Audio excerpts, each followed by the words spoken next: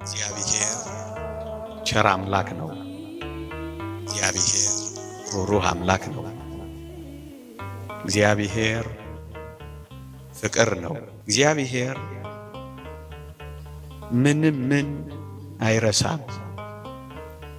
የምናደርጋትን ጥቂት ነገር እንኳን ሳይቀር እግዚአብሔር ያስታውሳል። እግዚአብሔር አይረሳም። ይህ ምንኛ ያጽናናል ወገኖቼ። እግዚአብሔር ቸር ከመሆኑ የተነሳ የትኛውንም ጥቂት ነገር እንኳን ብናደርግ የሚረሳ አምላክ አይደለም። ለዚህ ነው በመጽሐፍ በምድረ በዳ ዘር ባልተዘራበት ስፍራ እንደተከተልሽኝ አስቤያለሁና ይላል። እስከ ዛሬ የደከማችሁትን ድካም እግዚአብሔር ይለካዋል፣ እግዚአብሔር ይቆጥረዋል። እዚህ ያመሻችሁ ውርጭና ብርድ የተመታችሁትን እግዚአብሔር ያየዋል።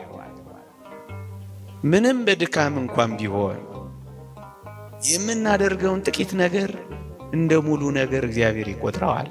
ይህ ምንኛ ያጽናናል። በውሽንፍሮችና በውርጭ ውስጥ ዝም ብላችሁ በዚህ በቤተ እግዚአብሔር የኖራችሁትን ኑሮ እግዚአብሔር አይረሳው። ዓይናችሁ ደስ የማያሰኝ ጆሮአችሁ ደስ የማያሰኝ ነገር ቢሰማም ሃይማኖታችሁን አለመቀየራችሁን፣ ተስፋችሁን አለመጣላችሁን፣ ካንተ ሌላ ምን አለን ብላችሁ መሸሸጊያ ጥግ መሰማሪያ መስክ እግዚአብሔርን ስላደረጋችሁት ምድረ በዳ እንኳን ቢሆን እግዚአብሔር ይህንን መከተላችሁን ይህንን ማገልገላችሁን እግዚአብሔር አይረሳው። ለዚህ ነው ስለ ስሙ ያሳያችሁትን ፍቅር ይረሳ ዘንድ እግዚአብሔር አመፀኛ አይደለም የሚለው። ምን ማለት ነው? የትም እንሁን የት በምንም እንኑር በምን እግዚአብሔር አይረሳንም። ለዚህ ነው በመጽሐፍ አልተውሽም ከቶም ቢሆን አልጥልሽም የሚለው። ወገኖቼ በእጄ መዳፍ ቀርጬሻለሁና አልተውሽም የሚል ምንኛ የሚያጽናና ቃል ተጽፏል መሰላችሁ? ኦርቶዶክሳውያን እግዚአብሔር እንዴት ይተወናል? አልተውሽም እያለ ቃል ኪዳን እየገባ እንዴት ይተወናል ብላችሁ ታስባላችሁ? አብሬ ወጣለሁ እያለ እንዴት ይቀራል ብላችሁ ታስባላችሁ?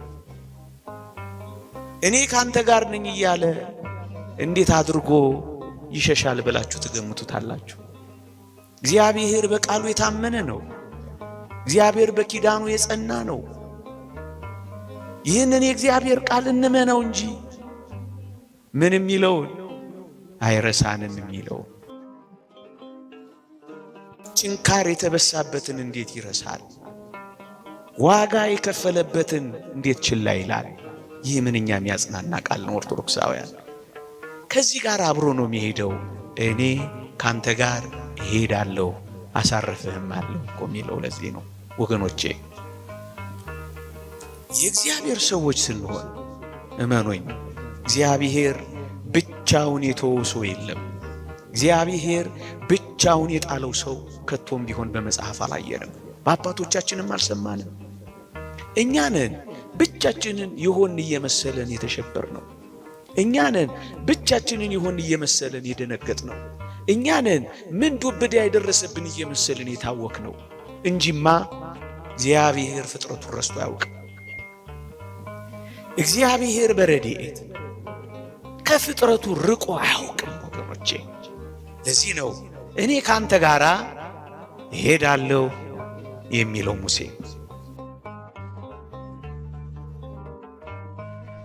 በምድረ በዳ ነው የሚሄዱት እስራኤል።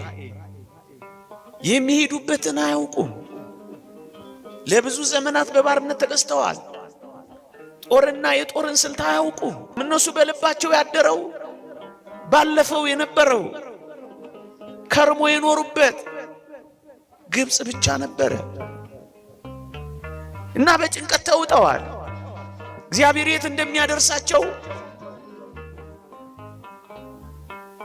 ሐሳብ ገብቷቸዋል። እና ሙሴ አንተ ካልወጣህማ እኛ እንወጣም አለው። ኦርቶዶክሳውያን የኔና የናንተ ልመና የሚሆን የሚገባው ጌታ ሆይ አንተ ካልወጣህ ምን እናደርጋለን? አንተ አብረህን ካልሆንክ ምን እንሆናለን? ዓለም የሚከነበልብን፣ መከራው የሚጸናብን፣ ተራሮች በላያችን ላይ የሚደረመሱብን፣ አስጨናቂዎቻችን የሚበረቱብን አንተ እኮ ከኛ ጋር ከሌለህ ነው አንለው? ኦርቶዶክሳውያን ምእመናን የትም እንሂድ የት፣ እንዴትም እንኑር እንዴት፣ በምንም ሁኔታ እንመላለስ፣ አንድ ነገር ግን እርግጠኛ እንሆን፣ እግዚአብሔር አብሯችን ይወጣል።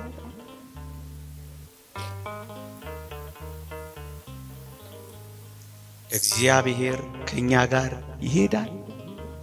የሚያሳስበን እሱ ክርስቲያኖች ሆይ የሁላችንም ብርቱ ፈተና የሁላችንም ጥልቅ መከራ ሊሆን የሚገባው ልዑል እግዚአብሔር ከኛ ፊቱን የሰወረ እንደሆነ ነው። ከፊታችን ቀድሞ ከሄደ ግን እመኑኝ እንዳናዝን እንደሰት፣ ምክንያቱም እግዚአብሔር አብሮን አለ። ጸሎታችን ልመናችን ሁሉ በአንድ ነገር ላይ ማተኮር አለበት። እግዚአብሔር ከኛ ጋር ይወጣል፣ እግዚአብሔር ከኛ ጋር ይሄዳል፣ እግዚአብሔር አብሮን አለ። የትም ሁን የት፣ ማንም ሁን ማን፣ ቀኑን ሙሉ እግዚአብሔርን በመፍራት ኑሩ እንዳለው እግዚአብሔርን የመንገዳችሁ መጀመሪያ እግዚአብሔርን ጥላ ጋሻ ካደረጋችሁ እመኑኝ ምንም ባይኖራችሁ እግዚአብሔር ያኖራችሁ። አሁን እኮ ብርቱ ሐዘን የሚገባን ልባችን ስብር የሚለው አንዳንዶቻችንን ክትክት የምንለው ይህንን እግዚአብሔር በእውነት አብሮን እንዳለ ስለምንዘነጋ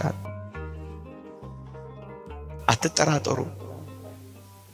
ደክመ ከፍቶን ሆድ ብሶን ነገር ተዘበራርቆብን እንኳን ቢሆን እንዳትረሱ እግዚአብሔር በመንገዳችን፣ እግዚአብሔር በጎዳናችን፣ እግዚአብሔር ጨለማ በሆነው ሌሊታችን እንኳን ሳይቀር ከኛ ጋር ይሆናል።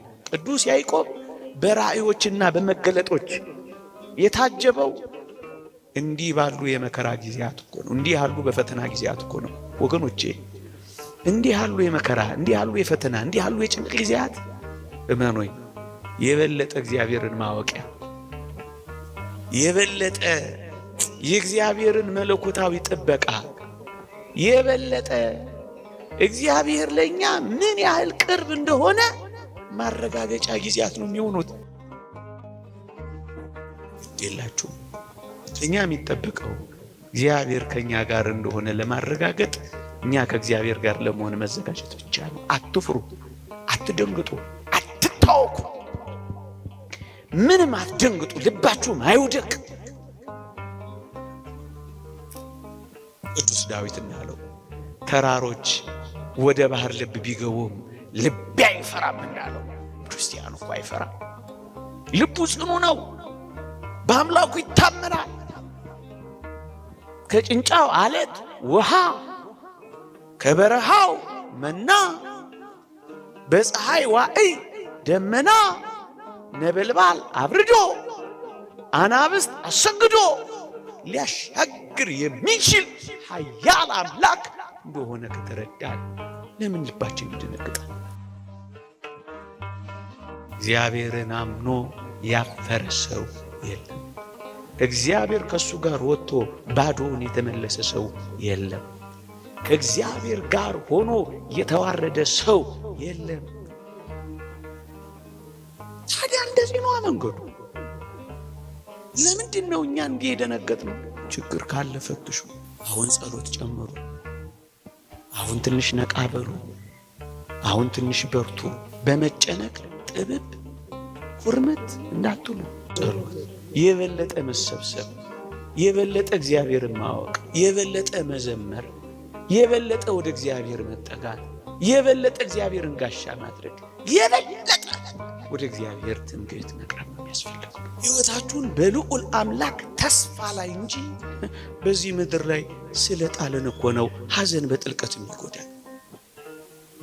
ወደ ተስፋችን ሳይሆን ተስፋችንን ወደሚያቀጭጨው ስለምናዘነብል እኮ ነው ይሄው ፍርስ እያደረገን ያለ። እኔ ከእናንተ ጋር እወጣለሁ፣ እኔ ከእናንተ ጋር እሄዳለሁ። ይህ ቃል ኪዳን ለእስራኤል ብቻ የተነገረ ይመስላችኋል?